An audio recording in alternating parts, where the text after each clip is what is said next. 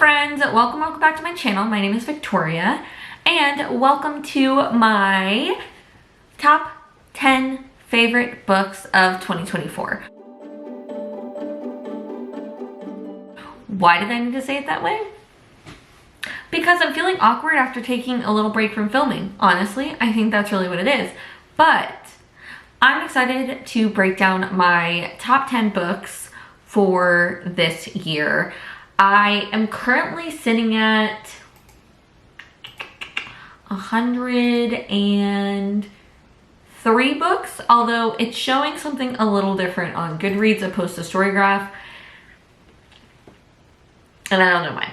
But we're over 100 books this year, which is probably the most books I've ever read in a year. And that feels really fun and good, and I'm excited that we have exceeded our reading goal this year just because I was putting such a focus on it, so it was nice to feel that I really did put reading at the forefront of my hobbies this year and the things that I love. So I have this tagged. I tagged books that I was going to use in this video, but I didn't really think about these rankings before we sat here to talk about it. So that's good.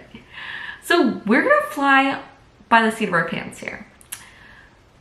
A little bit, just a teensy bit. So without further ado, let's jump into my top 10 books of the year. Coming in at number 10 is my only nonfiction on this list, and it was actually a nonfiction that I read for the Goodreads Choice Awards, and I believe won the Goodreads Choice Awards as well for Best Nonfiction of 2024, and that is The Bookshop, A History of the American Bookstore by Evan Friss. I did talk about this in the Goodreads Choice Award videos, but I think this is like the perfect bookish reader nonfiction. Essentially, the author Evan Friss takes different bookstores throughout the history of the US and just kind of cataloging how we have come to this point in history with book selling and bookstores. So it's not as much focused on the advancement of the American novel and what type of books people are reading, although that was mentioned a lot in there, but actually about like popular establishments and how they how he used them to frame where the US was at in that time period and how we have moved towards the way that people are purchasing books now. And I found it to be a cozy listen. I did a puzzle while I was doing it, and I just learned a lot about the book industry and just about, you know, how American readers have been reading over the past almost 300 years, right? Yeah. Moving on. Okay, coming in at number 9, we're gonna switch this up. This one I've talked about pretty recently as well, and that is A Dark and Secret Magic by Wallace Kinney, who is actually a booktuber herself, which I thought was pretty cool and talks about writing here on YouTube. And I picked this up for reading witchy vibes. I have a whole video of like talking about different witchy books that you can read depending on what kind of reader you are, but I picked this one up. I just thought it sounded like the coziest witchy Halloween-y vibes, so I read it in October for the month of the Halloween, and it very much was. The book follows a witch, obviously, follows a witch who is what's the word? I have the book, let me grab it, hold on, which I spelled beer on, by the way. Lovely. But, so, the main character here is, yes, Hecate, or known as Kate, and she is a hedge witch. That's the word I was looking for. So she's a hedge witch, and basically there is a bit of a mystery as to why Hecate became a hedge witch, because her mother chose the type of magic that she was going to do when usually a witch chooses their magic, and that's kind of how their coven works. And her mother passed away, and she's kind of preparing for Halloween. But in addition to preparing for Halloween, there seems to be some shady business going on. Something a little strange is going on after the death of one of the prominent Coven members. And she kind of gets involved in trying to figure this out and figure out this book that she finds at her mother's house, and just like the secrets that her mother had. And she's doing this with, let me find Matthew. She's doing this with Matthew, who is from the West Coast, and their covens don't really get along, but they met a decade ago, something like that, and she didn't realize who he was. And so it's kind of like a second chance romance, kind of like frenemies, but also a little bit of a modern witchy retelling of Hades and Persephone. Although I will say, for Hades and Persephone stories, I think this one is probably my favorite, because it's just using the structure of the story, but like very much not the Greek mythology, and just trying to like modernize it. It's just like taking that structure and putting it in here and making it witchy in Massachusetts, which I think was a much better way to retell the story. So I thoroughly enjoyed this. Definitely would recommend picking it up. I think it is a perfect Halloween read. Perfect. Number 8 is kind of my, I would say, guilty pleasure on this list. Also, look, this happened when I peeled the sticker off when I first got this book from Barnes & Noble. It literally took off the paint, the ink. Very annoying.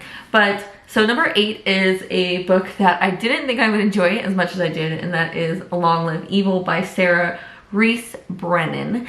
And it is like one of my favorite type of tropes is where a person gets like thrust into a story, whether it's a book or a movie or a TV show, and they're trying to like figure out how to get out of that story.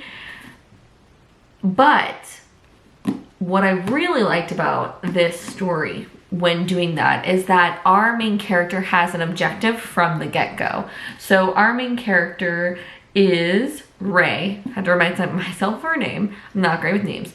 Our main character, Ray, is dying. She has terminal cancer, and basically she gets an offer from this random lady who pops into her hospital room that's like, you can go into the world of this favorite storybook that her and her sister share, this like favorite series, kind of romantic-y fantasy series. And if you get this item, well, girl doesn't even remember the item. Anyway, she's gonna get an item from this storybook. And if she can get it, then she can go back to the real world and be healthy and have a happy life.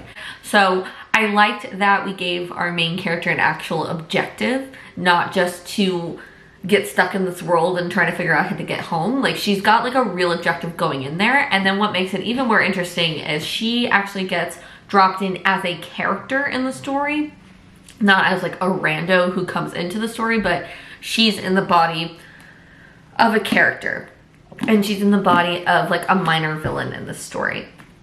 And so she's essentially trying to stay alive because that character gets killed off pretty early on in the series, and also like make sure that this book goes the way that it's supposed to. And of course, drama ensues. And it was so much fun. I just like I said, this was it the best written book I've ever read? No. Were there some problems in here? Sure. Did I have a fantastic time? Yes, I did. And that's why it's coming in at number 8, because I had so much fun. Moving on. Number 7 is another random book that I picked up that I did not think I was going to absolutely love, but I actually just picked up the sequel, which came out in the month of December, so I will be reading that probably next year, or maybe like tail end of this year. We'll see how I want to handle that, because we'll see. But that is Full Speed to Crash Landing by Beth Revis. This is a short little sci-fi dystopian novel that really respects your time and has a very good twist and very well, like the chemistry of the two characters in here and kind of the mystery and what our narrator is alluding to half the time and isn't telling us as readers, as well as what she's not telling the crew of the ship that she ends up on. This is good. I am not great with sci-fi. Sci-fi is not my genre. I'm definitely more on the fantasy when we're looking at sci-fi fantasy, but I thoroughly enjoyed it. This was for me. This was like a mystery rom-com, plotting, fun. It's great. I'm so excited to read the next one. Highly, highly recommend this. Pick it up. It's so short. You can read this in a day, for sure, and you're gonna have a great time. Guaranteed. Guaranteed. Was that 6? Yes. Number 6. Yeah, that seems right. Number 6. Slewfoot by Brahm. I feel like this book has been talked about ad nauseum because it is a fan favorite, and I totally understand why. I actually read this book for Gabby from Gabby Reads Summerween back in June, something like that. Anyway, so I picked this one up. I've been wanting to read it. Like, Brahm just does have that, like, whoever does his covers, they're that girl. You know what I mean? Like, they really do catch your eye.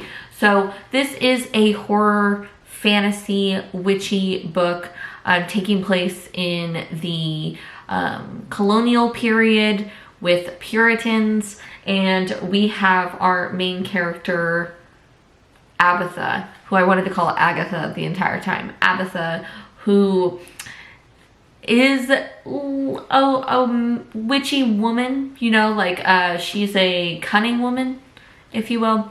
And she just doesn't fit in with this Puritan vibe, but she has like a nice husband overall, and they could have a happy life, but there are some things going on, including the other point of view of this demon devil kind of thing, Slewfoot, who is learning about himself again. There's a lot of mystery. I don't want to give anything away with this book, but really like a lot of commentary on Puritan society, on what they did to women, on, you know, connecting with nature and all of that stuff. It was really, really well done. I thought that as someone who doesn't read a ton of horror, this really was the kind of like magical horror vibes that I got. I feel like there was a little bit of that movie, The Witch, with the double V's kind of things. A little bit of that vibe, but more cozy than that movie. That movie was just terrifying. This one was more cozy, I would say, but kind of similar vibes in a way. But a lot of like trying to understand what happened beforehand, and also how hoping and rooting for Abatha to be able to keep her house and her land from her shitty brother-in-law. So really good. Definitely recommend. I also want to read the Krampus book by Brahm. That I'll have to add it for Christmas or maybe Winterween because it looked like a lot of fun. Coming in at number 5. Now this is gonna get tough. Okay, number 5.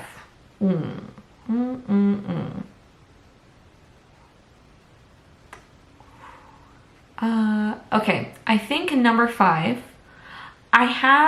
for number 5, I have a book in a series because this is my favorite book in the series thus far, but I haven't completed the series. But we could also say just like the series in general, because I think I started reading the Veronica Speedball series this year, But the book that I have on my favorites is A Dangerous Collaboration, which is book number 4 in the Veronica Speedball series by Deanna Raybourn.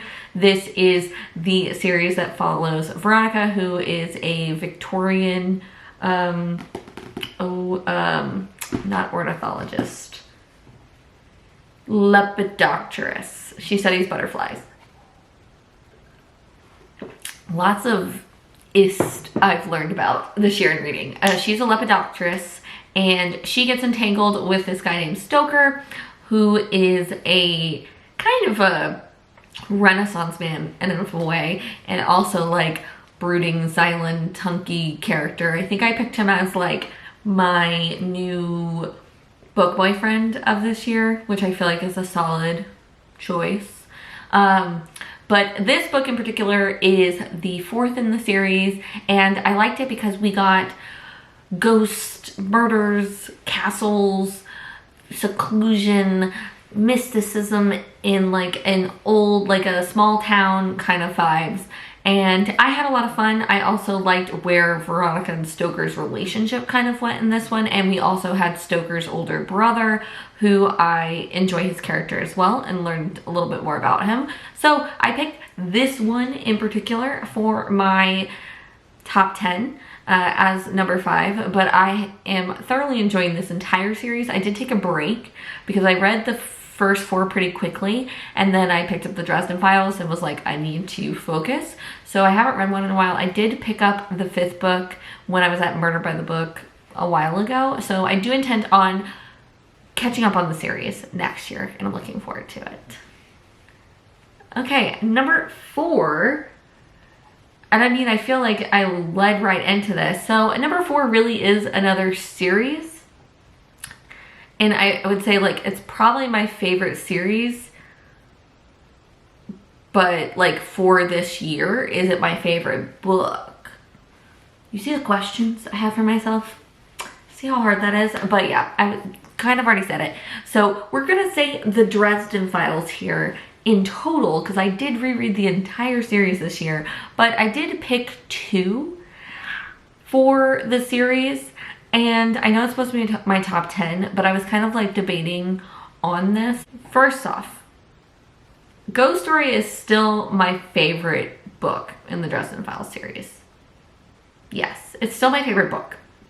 It's number 13, and I just loved what Butcher did with Ghost Story. And I'm thinking that the book following the next one we're going to talk about may surpass Ghost Story, seeing how Butcher does it, because I like how Jim Butcher makes sure that his characters have to work through the problems that arise from former stories and takes the time to do that, which I do think you have the benefit of doing when your series is currently 17 books long.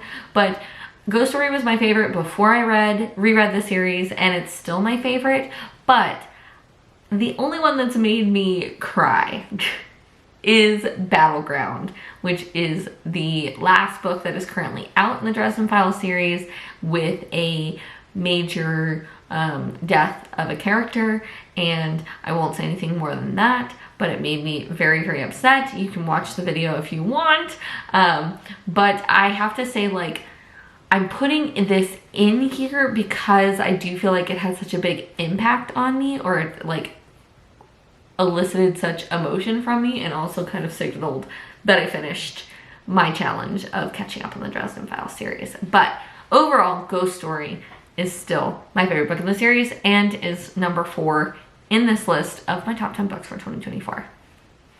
Here we go. Number 3, we're getting down to the wire here. Well, this one's easy. So number 3 is kind of a shocker for me. I do not have this book because I got it from the library, but number 3 is Where Sleeping Girls Lie. It is written by Farida Abike Iyemide. So she wrote the Ace of Spades, which I do want to read, but this was my choice for YA fiction for the Goodreads Choice Awards, and I was stunned by how much I ate this book up. I Really, really enjoyed this story. I think it's just a very well written young adult novel. And I mean, honestly, it is young adult, but I think a lot of times I identify young adult as like also stylistically how a book is written and not just written about characters who are younger. So this one, like, honestly, it's written about teenagers in a boarding school.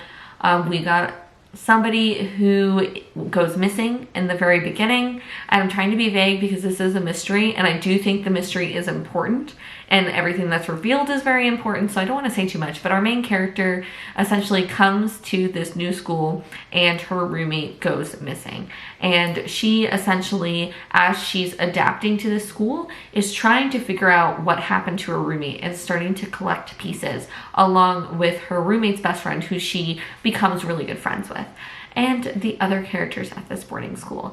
And it was fantastically written. I had such a good time. I think this author is going to be an author that I probably pick up no matter what she writes, because I was thoroughly enthralled the entire time, and I cannot say that for a lot of young adult books. So, Where Sleeping Girls Lie. Only YA book on this list. Number 2.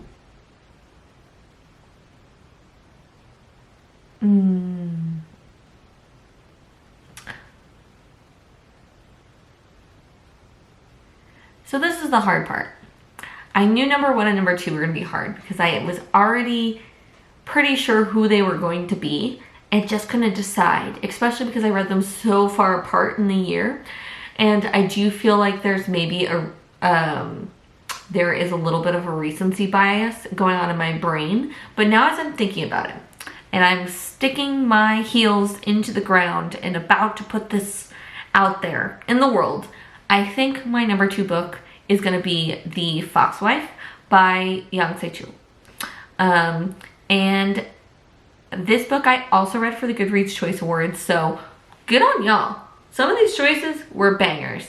It did not win, but it was in the fantasy category, and it was a fantastic fantasy that talks about Gumio, Kitsune, fox spirits, fox demons, essentially. And we are following 2 main characters.